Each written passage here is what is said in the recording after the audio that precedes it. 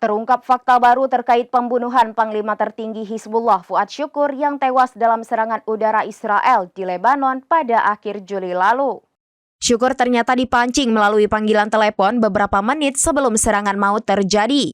Fakta ini terungkap setelah sebuah laporan Amerika Serikat yang mengutip seorang pejuang Hizbullah membeberkan rincian yang mengerikan terkait kronologi peristiwa tersebut pada Minggu 18 Agustus 2024. Laporan itu menyebut bahwa Fuad Syukur mendapat panggilan telepon sekitar pukul 7 malam.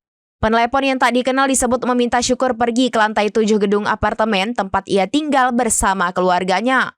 Ia kemudian bergegas ke lantai 7 dan tak lama serangan udara Israel menewaskannya.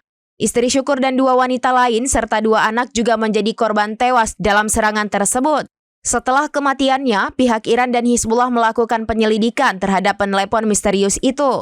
Penelepon diyakini telah menyusup ke jaringan komunikasi internal Hizbullah. Sebagaimana diketahui, Syukur mendapat julukan sebagai hantu karena hanya sedikit orang yang mengetahui nama dan wajahnya. Ia juga menjalani kehidupan yang sangat tertutup dan rahasia.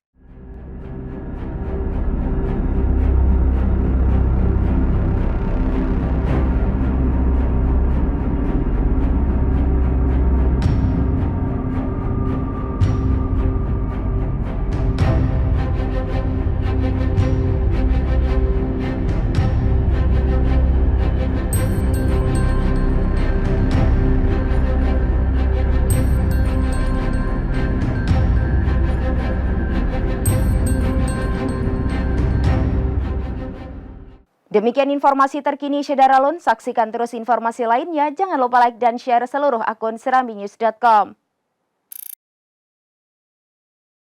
Download Tribun X sekarang, menghadirkan lokal menjadi Indonesia.